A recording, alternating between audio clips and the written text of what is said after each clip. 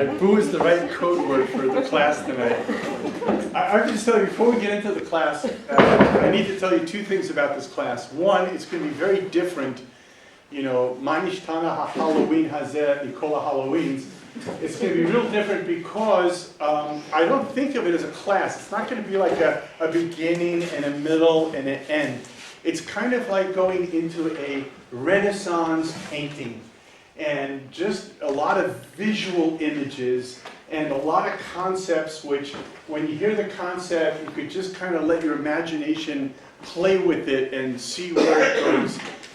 Because it's really going to kind of focus on a thread. And the thread is dealing with this whole idea of what are demons. I mean, I kind of thought, you know, with Halloween coming up and all, it would be kind of cool to do this class and see a little bit what are demons and how are they different than monsters and how are they different than dragons and all these other things. And, you know, do demons have grandchildren, right? Or are the grandchildren the demons? So these are like the kind of things that we're going to sort of look at, and it might be a little bit different. But I do want to just tell you, I remember in 1981, Jeff Seidel invited me to come to Hebrew University and give a class which was called, you can figure out what the it is. If it was legal, would it be mutter? Would it be permissible, right? And I went around and I interviewed all these rabbis in 1981. What were their thoughts about marijuana? That was the class. And I show up at Hebrew University and I give this class, packed, and within 2 seconds I realized half of the room were potheads and the other half were narcs. Who would basically come to see who showed up. So I was wondering if tonight, like, half of the room would be like people really interested in what are demons, and the other half are demons that actually came to see what's he going to say about us. So, anyhow, there's just sort of a thought that flashed through my mind. And the way that I came to this class was not only trying to think about a way to elevate Halloween, but a little while ago, I had a dream. Maybe the dream was inspired knowing I had to produce this class. And all I remember in the dream was being in a very tight little room, but there were like 9, 10 people packed in, mostly very distinct-looking rabbis and a few friends, which are different than distinct-looking rabbis. And we're all packed in, and I remember I asked the group a question. I said, what is it that our generation is so different than all other generations because our generation doesn't grow up? All other generations, I remember like my parents' generations, they were kids and then they became mature adults. Somehow, all the people I know in our 60s, we're still just older kids. Somehow we didn't make that transformation like all the other generations. And everyone was stumped. And then I suddenly said, I know the answer. Again, it's just a dream, so don't pay any attention to it. But I said, I know the answer. The answer is, our generation eats too much sugar and we stare at artificial light. And I have no idea where this came from. So I started thinking about staring at, the sugar part's easy, but I was thinking about staring at artificial light, right? Now just imagine if somebody said, I'm going to hold a flashlight in your eyes for 1 hour. I'm just going to hold a flashlight like that, right? You probably would not appreciate that or agree to that. But if I put a little filter over it, so it had little dancing flames, as we will see when we get to the demons, and little dancing colors. So now all of a sudden you would call it a TV show, or you would call it something like YouTube, or your computer, or your mobile phone. Well, guess what? All you're really doing is staring at a flashlight that has a screen over it that just provides you with little colors. So we're looking all the time, more and more and more, just tuning our brain into these little artificial colors. And that brought me to remember a very interesting Torah, which is actually the kickoff point of the class. So if you paid close attention to Rashi, last week's Parsha, Rashi points out that there's a language used in the Bible, which is a language we're going to see quite a lot coming up later in the Bible. And that is, God says to Abraham, in the same way that God says to the Jewish people, God says, because I am the God who took you out of, and instead of it being Egypt, which is the term we're always familiar with, I took you out of a place called Or Kasdim. And Rashi points out there an idea which is kind of introduced, a lot of people are familiar, and that was the famous story of Abraham. His father, as you know, produced these big idols, and when his father went away and left him with a store, everybody I'm sure knows the story. So Abraham takes his giant axe and he destroys all of the idols but one, the big one. And he puts the axe in the big one's hand. So when the dad comes up and says, what happened?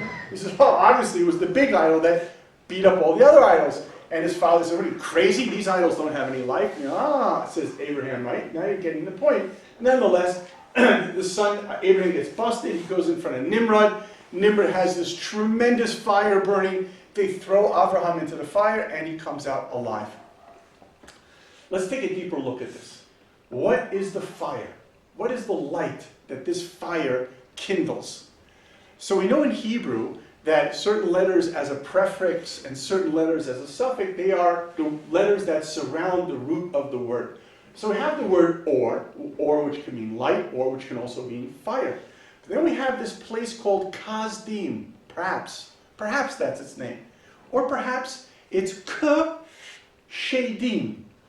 Maybe it's the light of the light like the ones that the demons make. Maybe it's the alternative lights, not the godly light, but the other lights, the lights of the other side. And the image that I use to understand this concept is if you think of a prism.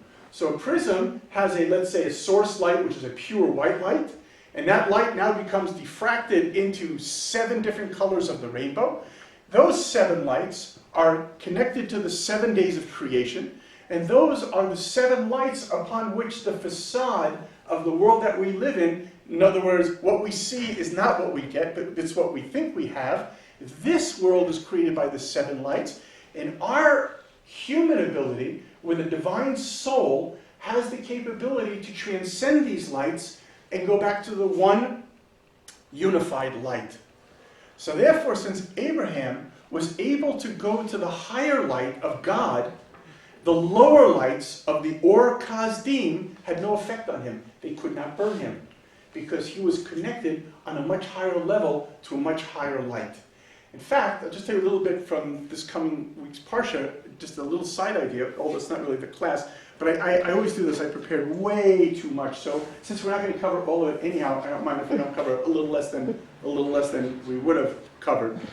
But you have this amazing idea in the beginning of this week's Parsha.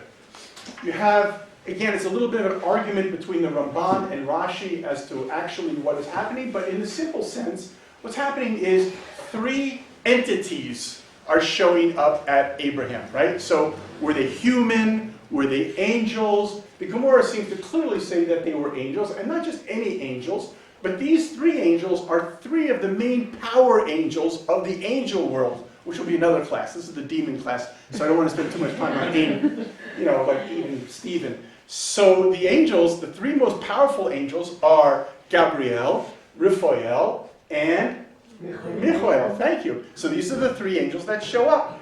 Now, without going too much down that road, who's the 4th major angel? Uriah. Where is he? Why doesn't he show up? Right? So we know, if those of you that say the elaborated prayer for going to bed at night, we know there that it says that there are 4 angels that surround me. There's one angel in front of me called Uriel, the light of God, so he lights the way. There is the angel to the side of kindness, Mikael, who is like God, that's Michael. There's the one on the left, which is power, the angel of fire, that is Gavriel, Gibor Kel, the mighty God. And then there's the one behind me for all the stuff I screw up in my life. He'll make it all better, Raphael. He is Refuah, he brings the healing, he makes everything good. So the 3 peripheral angels come, but not Uriel. Why? Because now God had allowed Abraham to grow to such a spiritual level that the Aleph of Abraham would replace in this world Uriel. Abraham would now be the Or Kel, the light of God. In other words, now that he was able to beat the light of Or Kasdim, he could now rise to a higher light. He would become the light of God.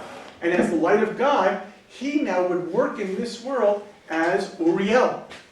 In fact, there's a Medrash Rabbah that even says that Uriel himself says that now Abraham, I am not needed in this world because now Abraham is the source of that light. So this is when Abraham's encountering these 3 angels, He's encountering them because he's basically now being taught that he will interact with these three angels in this world.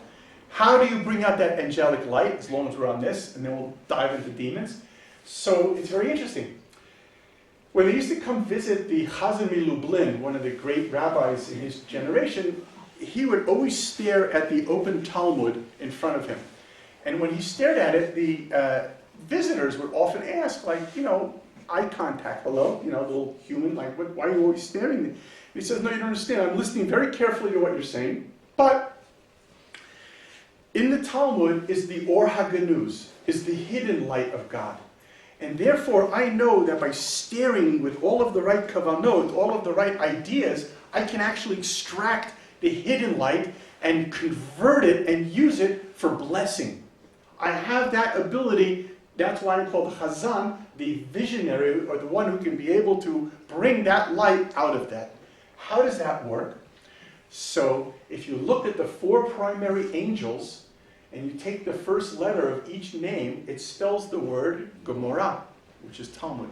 You have Gavriel, you have Michael, Raphael, Uriel, Gomorrah. So therefore, when a person concentrates carefully in the learning of the oral Torah, the Talmud, they are able to extract a holy light that then allows the four angels to engulf them, and above them, Shechinat Kel, the divine presence, hovers over that person. That becomes like that which was the element that protected Abraham from the fires of Or Kasdim. Okay, so now the question is demons. What? Okay, so we already identified them. I mean, the only place that in the Chumash, in the Torah itself, that demons are clearly called demons is actually in Devorim.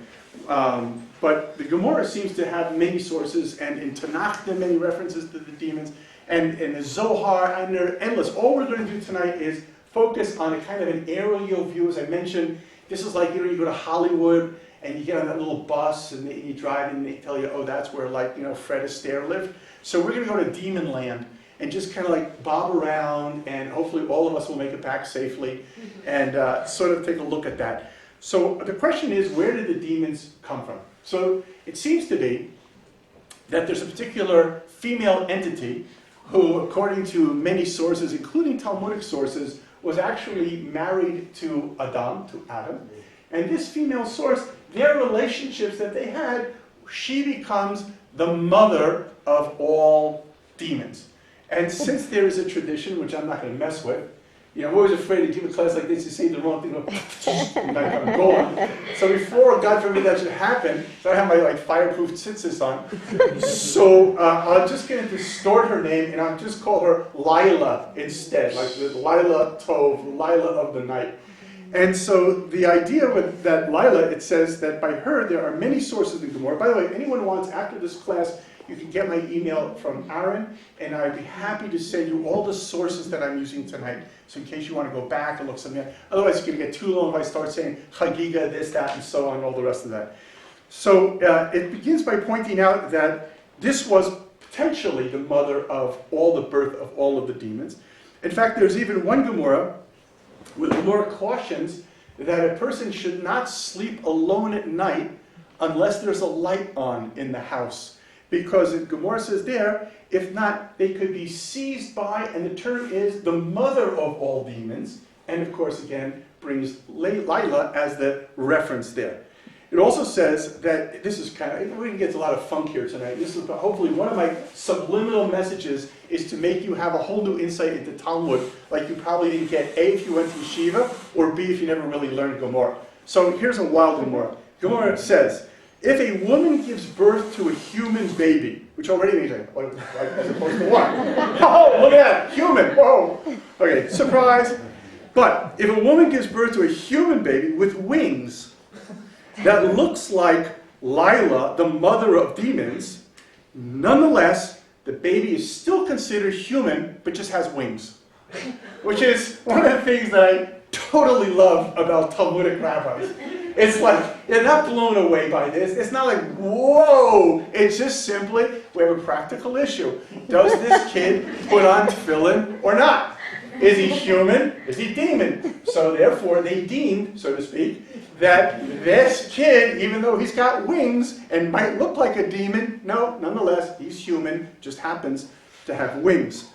Rabbah has an amazing story where he talks about a particular famous demon known several times in Shas by the very demonic name of Herman, right? Like in the Munsters, I always wonder, like the Jewish writers, if they always drew their material from where it came from. So Herman Munster, really should have been Herman Demon, because we'll see later that demons are not Munsters or monsters. So this demon was actually spotted jumping back and forth, going over a bridge in the middle of Babylon, where he was jumping from one mule to the other, one racing horse to the other racing horse, balancing between him 2 cups of wine back and forth.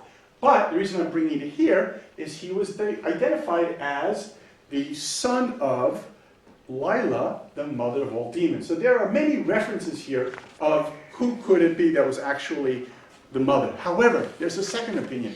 And the second opinion, quite interesting, is from the Ramban. And the Ramban says that the mother of all demons was actually Nama. Now, we always think of Nama as Noah's wife. Right? And Rashi brings that there, and not that long ago we did Parshas Noah. That's the nice thing I love about this part of the year. You never hear anybody say, "Excuse me, what Parsha is it this week?" Right? So a couple of weeks ago it was just Noah, and there we see Nama, and Nama is his wife.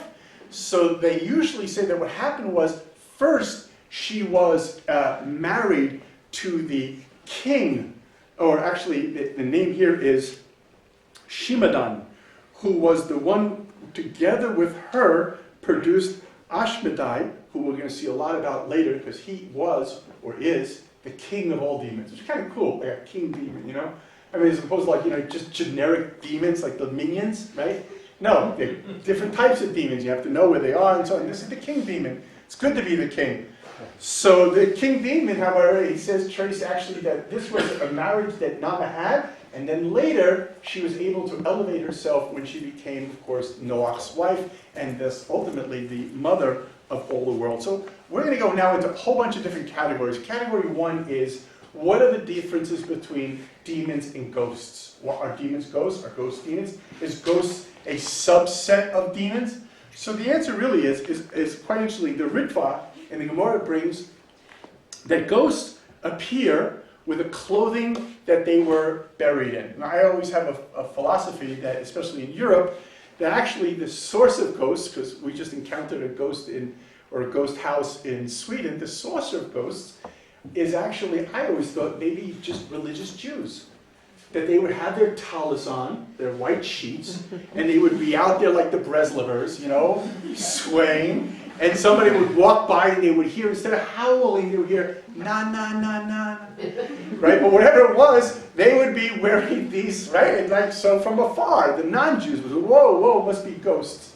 But anyhow, whatever it is, we know that ghosts are actually, there are many Gemaras, which is not for tonight, but there are many Gemaras that talk about ghosts. Ghosts are from humans. Ghosts are human souls. Let's call them trapped souls that weren't able to leave the earth's pull at this point. But this has nothing to do with what demons are. Demons are also not dragons. There is an amazing dragon story in the Talmud of the 7-headed dragon. A particular rabbi comes to the Beit Midrash of Abaya, and through circumstances beyond his control, he's forced to spend the night in their synagogue, which was way out in the field where nobody was. And they wanted to set the rabbi up that he should actually be there because they knew that this monster would attack him, and because of the holiness of the rabbi, he could defeat the dragon. So, I mean, just get the visual, right? We're like in about, I don't know, over 2,000 years ago in some, completely abandoned field, and there's this big stone-like structure and maybe a few little torches burning off the side and shadows everywhere, right? Shadows, shadalids everywhere. And here he is kind of like sleeping, but like with one eye, bink, wide open, like a little radar eye. I don't know if you ever saw the Gary Larson cartoon where he came up with a little tube that you could use so when you're in bed, you could be completely under the sheet with nothing exposed but still getting air. right? So the monsters couldn't get you, right? So he's like that, but like one eye constantly, and then sure enough, imagine you hear like way down the hill, and boom, there comes this flying seven-headed dragon. And so the rabbi jumps out of bed and he bows, Baruch Hu, to HaKadosh Baruch Hu. Each time he bows, cut off one of the heads. He was able to cut off the 7 heads, and that was the end of that demon. Of course, the rabbi was very upset, needless to say, because one whoops and you're out. But nonetheless, that dragon is not a demon. So what then really are demons? So the first real source we have is that when it talks about Shlomo Melech, King Solomon, when it says that King Solomon ruled over the upper worlds, the Gemara says that over the upper worlds, this is a very important point, upper world, right, above us, upper worlds, it means that he ruled over the demons. This is what the Gemara clearly says. So then the Gemara goes even further. It says, what is the difference between a demon and an angel? And what is the difference between or a similarity between a demon and a human being? So the Gemara says that the difference, my mistake. How are demons similar to angels and how are demons similar to human beings? So they're similar to angels because they have wings, of course. We learned about that already from the surprised mother, right? And then because they can fly like angels can from one end of the universe to the other end of the universe. And because, like angels, they can hear what's being said in heaven. How are they like human beings? So the Gemara says, because they eat and drink. Kind of cool. And because they have intimacy, right? I'm sure it's red hot, but we won't go there. And then they also have little babies. And they also die of old age. So again, the whole image, or at least the Hollywood images that we were plagued with, suddenly here you have, there's somehow, we're like going into outer space to try to find other life forms. According to Chazal, there's a life form right here that we haven't really been in contact with or have touched, and they have a whole mannerisms. They are kind of half angelic, half human, which is why it would make sense when it said that King Solomon had to rule the upper worlds to even be able to control the demons. The Torah even goes on talking about demons and parents, brings a Gemara of a particular mommy demon with her little boy demon, and she's yelling out to the little boy demon saying, hey, don't play near that tree, because that's where your daddy demon got killed. And sure enough, the Gemara concludes that that's unfortunately where, she lost the little baby demon because he was by that tree. Now, I don't know if demons sit Shiva. I don't know how they, what's the mourning process, but we definitely see a certain component here. Now, of course, the key question is, which everybody's going to start looking around the room at each other, how do you tell the difference between a demon and a human? Right? So the wings aren't necessarily the giveaway because you can have them tucked in behind your shirt. So the question is, the Gemara discusses how do you tell the difference? And the Gemara answers, and I'll follow this up with just pure Gemara in a second. It answers because a demon's shadow doesn't have a shadow. Human shadows have a shadow to the shadow. Mm-hmm. See? Well, but demon shadows, their shadow doesn't have a secondary, like a little extra on the shadow of their shadow.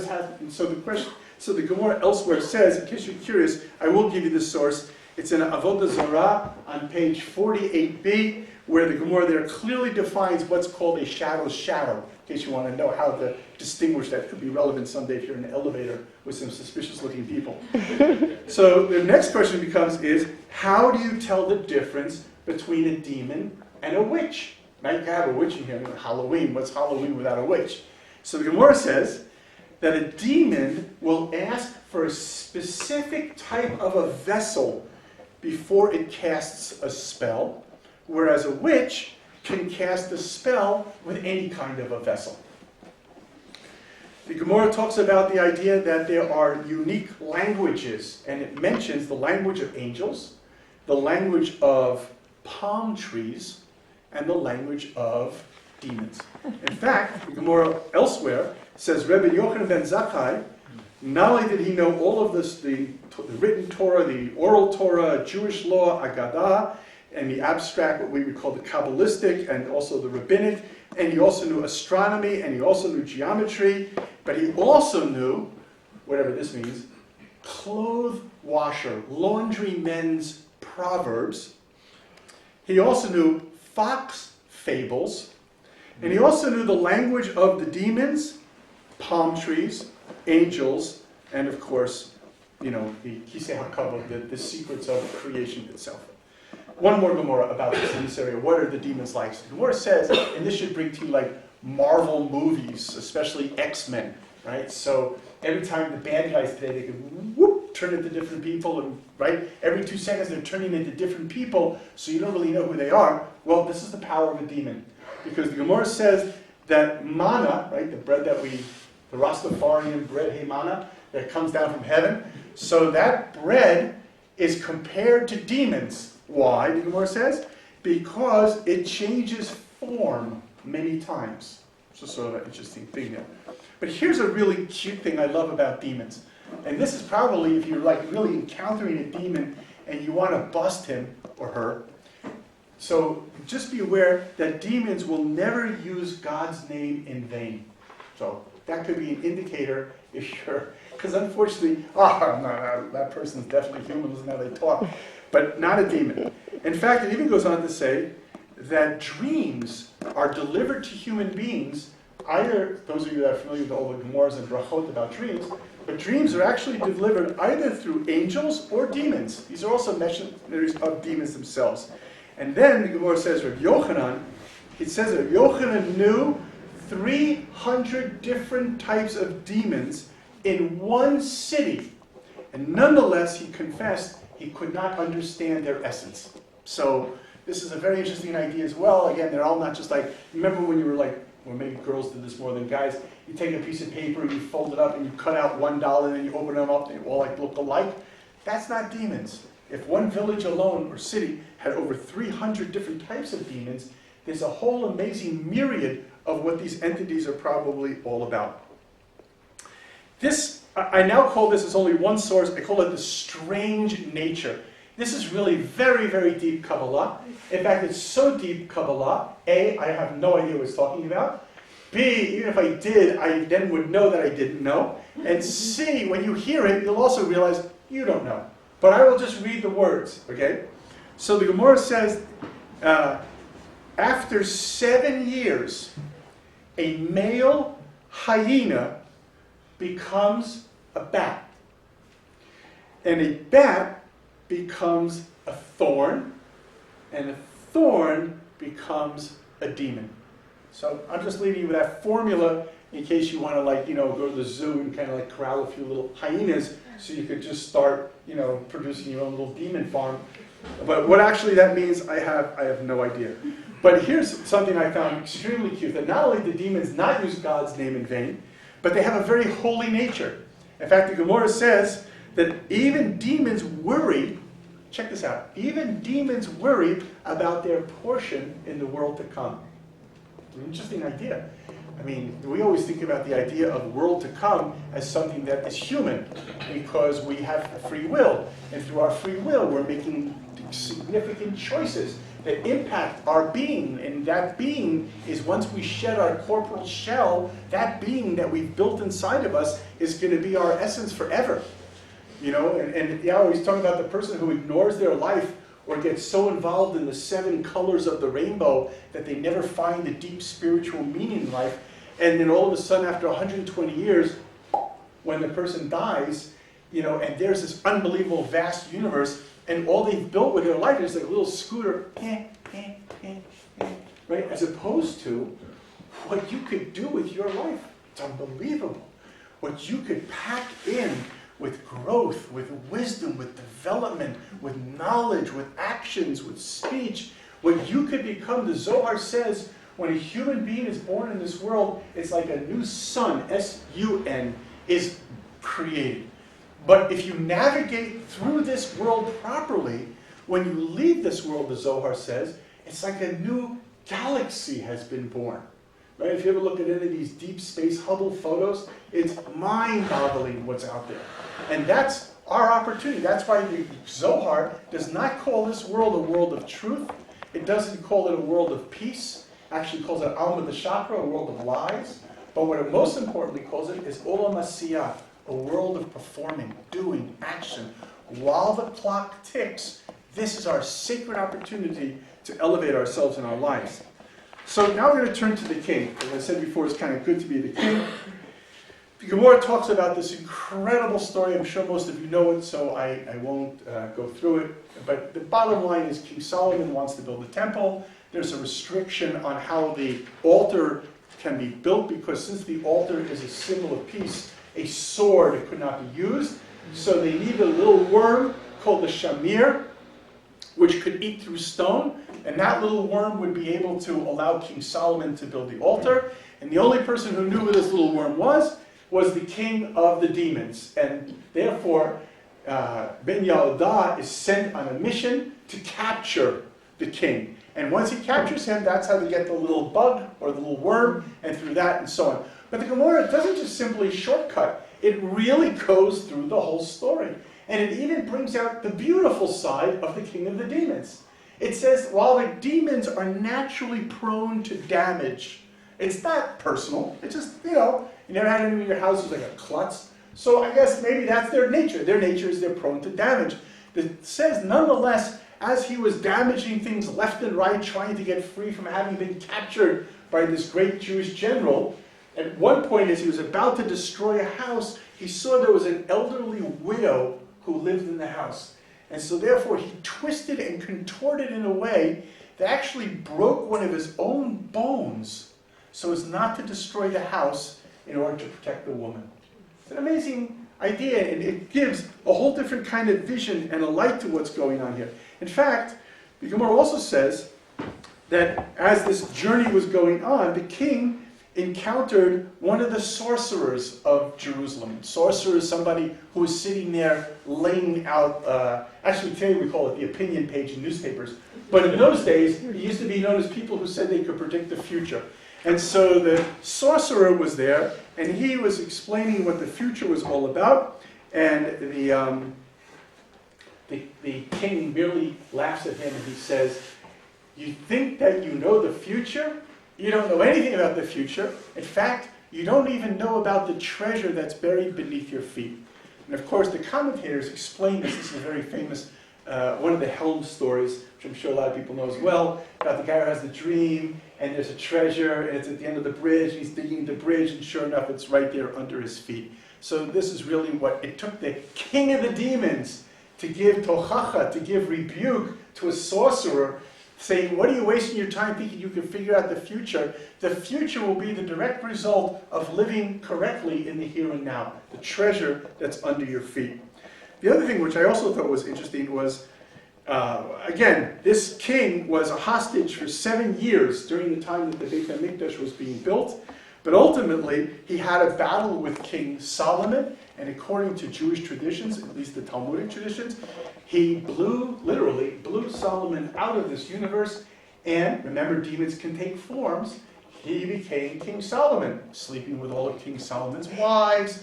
Whoa, Solomon, right? So he's suddenly like a whole new being, looked like King Solomon, ruled the world in King Solomon. The Gemara says until the Sanhedrin, the great court, discovered what was going on, and they were actually able to bring back the original King Solomon to his rule. And here's the best part I love about the king. I mean, there are dozens of references in the Talmud. I'm trying to streamline a little bit here. But another one is, it says, what does the king of demons do? I mean, really, what does he do? It's kind of an interesting question. So the Gemara says that he goes to the Yeshiva Shalmala. He goes to the heavenly Torah Beit Midrash, learning room, and he sits there and studies Torah with all of the angels and the Rabbanim and so on. He's a real yeshiva bacher by night, and by day, that's when he's back down here on the earth as well. So now let's go into the bad demons, because there are all kinds of demons, just like there, I guess there are all kinds of people. And the question really is, are demons harmful? So the Gemara qualifies this right away, with it almost in a way that only, it's sort of like that kind of the Jewish thinking which is you use your right hand to scratch your left ear. So he says like this, the rule is, okay, listen carefully. If a person does not worry about protecting themselves from demons, the demons won't bother you.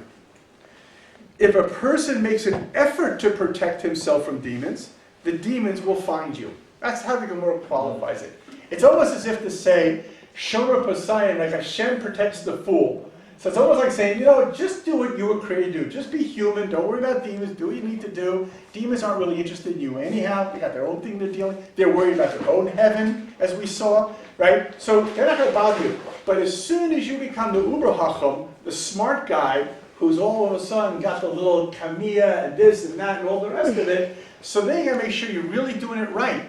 Because basically what you're doing is saying, on guard. As soon as you're saying that, they're going to take you up on that. And if I have money on that, it's not going to be on you. So the question is, do you really want to get involved in that space? That's the Gemara's suggestion. And in fact, the Gemara goes on in another place where it actually says that explains when a person even needs to be suspicious of demons.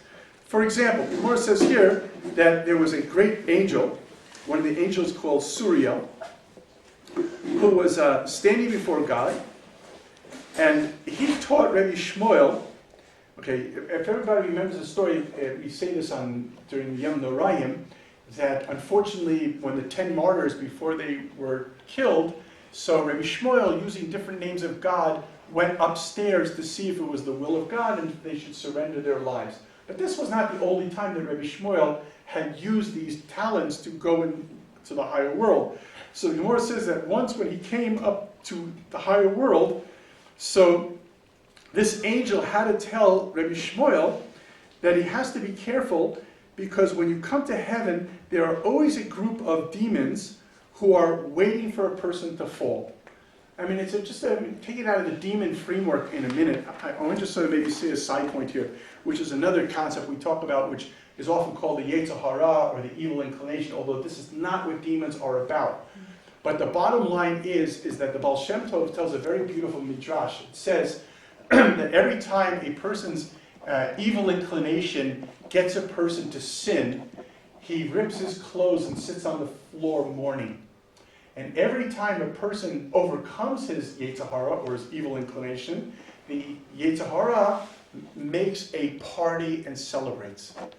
Because the function of the evil inclination is to be defeated. Its function is not to win. This is not other people who talk about a war between a fallen angel and hell's angels and heaven's angels. This is about one God, where it's all about growth and light and love. That's what it's all about. We, in an opaque world, often lose that vision. That's our challenge, is to overcome that. But nonetheless, in an opaque world, in this world, a challenge from our evil side is nothing more than a barbell. It's the very weight of the barbell that's going to build your muscle. And therefore, by using it correctly, one can, instead of stress avoidance, one does stress management. One can build from even negative power. Negative power is not negative. Negative power is the opportunity to become stronger on positive energy. And that's like in the same idea here, that the nature of the world, therefore, is every time a person strives to become higher, there's going to be greater antibodies to push that person back down. Why? Shouldn't they just be, oh, Shalom Aleichem, welcome, bravo? The answer is twofold. One, it tests your mettle. King David asks the question. He says, who will go up on the mountain of God? But he then adds another question. Because everybody goes up now and then. Everybody gets turned on. Everybody's buzzed. Everybody suddenly has, an epiphany. That's doable. The question is, who will stay there? That's what King David said. Who will go up on the mountain of God? And who will remain? Because unfortunately, most people don't remain. We get turned on, we're inspired, but we don't dig in and stay there. And so therefore, we don't, because we are met with resistance. We say, hey, I tried and I failed. This is why the Gemara says that Rishoyim, evil people, which is a horrible translation for the word Rishoyim, because there are no evil people. They're just from the word Rash, which means noise. There are heavily confused people, a lot of noise in their head. So people with a lot of noise are filled with ego. That's usually the noise, is their voice. And so this voice says, I tried, I failed, I'm out of here. Whereas when the pasuk goes on further from King Solomon, it says, a righteous person, what's a righteous person? Not a holy person, not a saint, we don't have saints. A righteous person is a simple human being who never quits. He always goes tzaddik, tzad, kaf. He's always going to the side of holiness. Free will, I push myself to goodness. Free will, I push myself to goodness. And therefore, even though he fails 7 times, he gets up the 8th time because he perseveres, or she perseveres. They grow, they continue, they never give up. So therefore, this is in a way what the angel was telling Rabbi Shmuel, that when you spiritually grow, when you want to elevate yourself, be aware that it's going to become harder than it was before, because every effort to improve yourself will be met with great resistance. And through that resistance, if you can hang tight, you will actually be able to elevate yourself to another level as well. Okay, here's a little interesting catch. We're on the subject now of, are demons actually dangerous? So the Talmud lists certain people who actually need protection from demons because their mazal, their luck, right? Mazal tov is not tov. It's not good. Their luck is weak, and therefore they are vulnerable. And those being people who are, unfortunately, the product of another person's jealousy, people who are sick, a bride and a groom, a woman who has just given birth, even if the baby doesn't have wings, like we said before, a mourner, and a scholar who goes out at night. Why these? That's not the next class. We're just doing the 3,300 foot elevation here. Demons can only harm somebody if they are in the exact place that they were told to harm that person. So if you just move out of harm's way, then you are probably going to be okay. In fact, this is the next Gemara. By the way, even though I'm quoting these Gemara, they're not like kind of lined up, they're like pulled out from all over the Talmud, so I just lined them up for the night class. But there's an amazing story of the queen of Persia, Ifra Hurmutz, who once came to Rava because she wanted to have the rabbi perform a miracle to bring rain in order to show her son, who was the king, that the Jews are a great and holy people. It's kind of interesting today, Israel and Iran, Persia of course. So she comes, she was a big fan of the Jews. She came to this great rabbi. She said, you have to do a miracle. You got to make it rain so that everyone will know that the Jews are a holy people. And so he did, and it rained.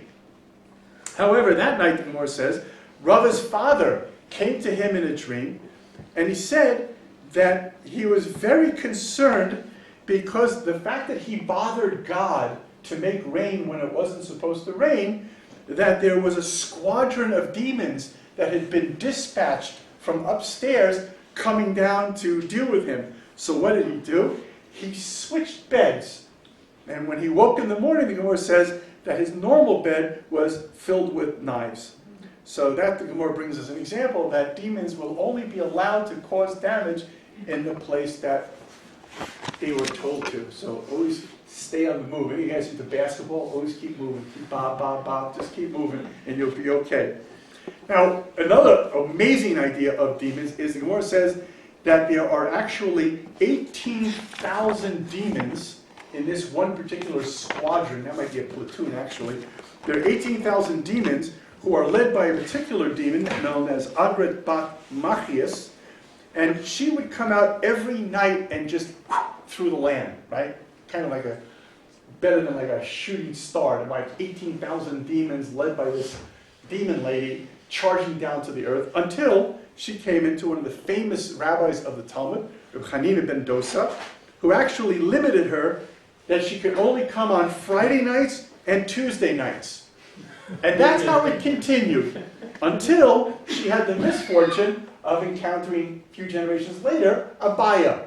And Abaya, who was one of the later Amoraim, he then actually said, you know what, we're going to just like cut this out altogether. No more visits to planet Earth. Sorry, go find other planets. And that was the end of her in those squadrons. The Gemara says that there are two destructive demons. One is called anger, that's his name, and the other one is called wrath. I'm just using the translations as I found them. And they both came to actually try to kill Moshe Rabbeinu. Instead, he was actually able to kill one of them. He was able to kill wrath. But even so, he remained afraid that the other armies of the demons would come to revenge wrath's death. So this is just whatever the Gemara is worth. That's what the Gemara says. There are four things that were created with a bad spirit.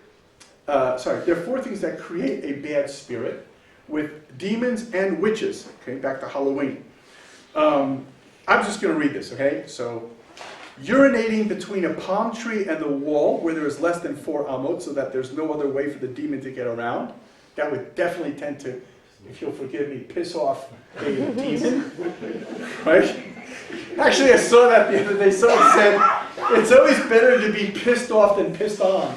So, I guess that's why the Gemara puts us here. 2, walking between 2 palm trees where there are no other palm paths. 3, drinking borrowed water from a child in a field where there is no other water. Okay, I'm sure that's not too often. I don't remember that in my Boy Scout handbook. And 4, passing over spilt water unless the spilt water has been there for longer than 60 days, in which case you should go over it with your shoes on. So this is, okay. Now, from that, it leads into our next session, which is how do you protect yourself from demons if you are already concerned about such a thing? So the Gemara jumps into the world of amulets and incantations. It starts here with, it's important that you know specifically which amulet for which demon you're dealing with. Right? There was a movie like that, wasn't there, where the vampire jumps out and he pulls out the cross. He says, I'm Jewish. Right? So, right, you got to know which amulet is going to work with which kind of a demon. You know, you can be running through Demonville, ha ha ha ha ha. Sorry, it's the made in Taiwan, doesn't work. Okay.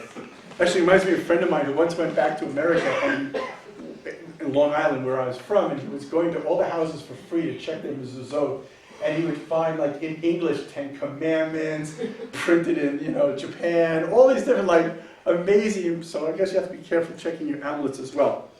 So the Talmud says that, how do you fight demons with amulets? Well, again, there are the caper tree demons, but they're blind, so you don't have to worry too much about them.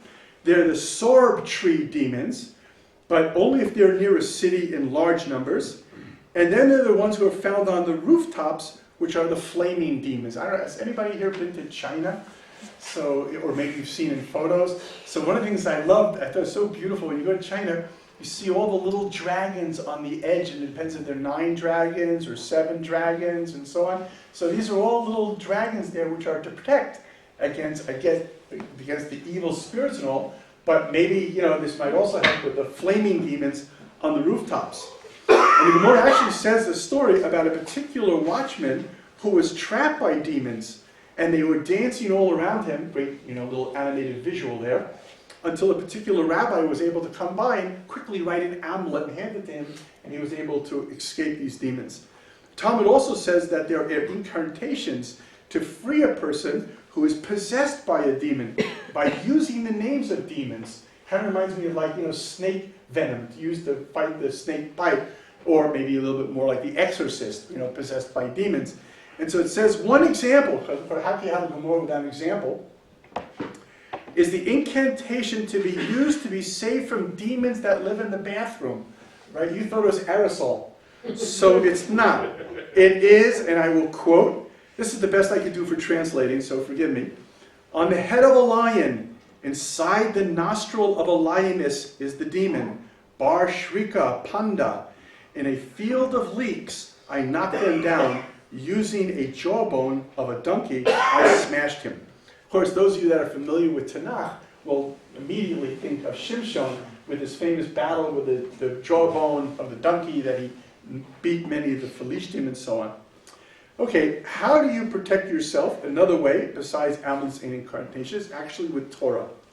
Talmud says that somebody who's feeling weak in their knees, it might just simply be a problem that the demons are pushing too hard against you, right? So when you go to your chiropractor, you might want to ask, well, maybe it's demons that are actually doing this. And oh, of course, how come I didn't think of that, right? So therefore, if you want to know how to heal weak knees, it's very simple. Simply quote the Tehillim, Psalm number 91.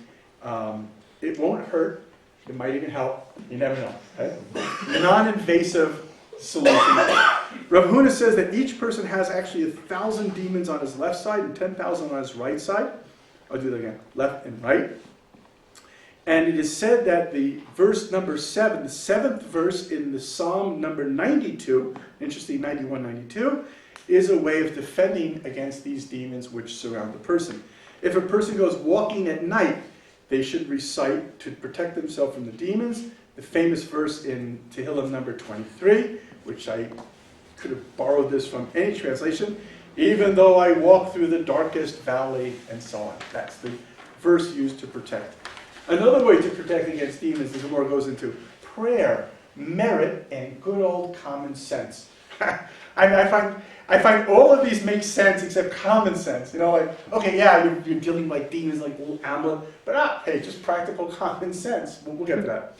So Talmud says that it's a wise idea to say the Shema every night before you're going to sleep, because through the power of prayer, which contains 248 words, which is the word ramach, which are opposite the 248 parts of the human body. Every one of those words protect another part and limb of the body, and this will push away the demons. And the Gemara says, which demons? No, not those. Which demons? The ones that are found under your bed. Okay, here you go. So it's not the boogeyman. Don't get him in here. It's the demons that live under the bed. So, just there you go. It's a Meforish Gemara. The Talmud says that Abaye was once walking down the street with Rav Papa on his right and Rav Huna on his left when he saw the morning demon coming quickly at him, and he quickly took Rav Papa and put him on his left side to protect against the demon. And Rav Papa obviously was a little concerned about that, like, hey, yo, using me as a human shield. You know, we know a lot of this in the Gaza war, unfortunately. So here, even in spiritual wars against demons, here's rabbis using rabbis as human shields against demons. So he says, why did you do that? So Abaye said, because I know time is on your side. In other words, your time to leave this world hasn't come up. So therefore, you could definitely absorb whatever was going to happen, and there would be no danger that would be prevalent at that point. Someone overcome by a demon on new wine should eat barbecue lean meat and diluted wine. Okay, just a little, in case you happen to drink new wine. Talmud also says there is something called puch, P-U-C-H, which is a mascara for women. It's a mascara that not only makes a person look beautiful, it removes eye demons. And it also stops tearing, and it increases the hair growth of eyelashes. So I don't know if Moshe, the pharmacist over here, has any puch, but you might just want to check it out on Amazon. Amazon.demon, they might have it over there. So then the Gemara says that while sleep is known as the 60th of death, when a person wakes in the morning, this is why it's very important, because I'll explain this according to the Zohar, but this is not for the Gemara. The Zohar says that a human soul can only be vertical. It can never be horizontal, should never be horizontal. So therefore, when a person goes to sleep and they're horizontal, the soul is now vertical, and the angel of death collects all the souls that's why sleep is like a 60th of death. And then we go through a mini resurrection of the dead when we come back to life. But because we died, if you will, there's a certain impurity that exists inside of us.